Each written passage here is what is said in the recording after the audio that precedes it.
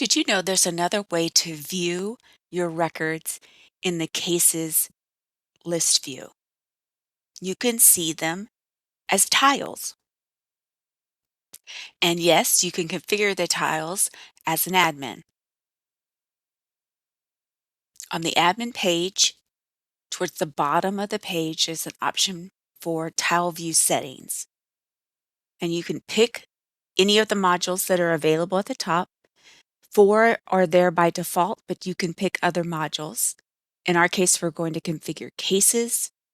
We're going to sort by the status, and we're going to remove rejected and duplicate statuses.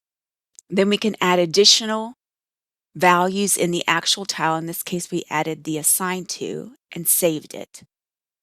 Then we go back to the tile view. In cases, we can see that the new tile now has who is assigned to that particular case.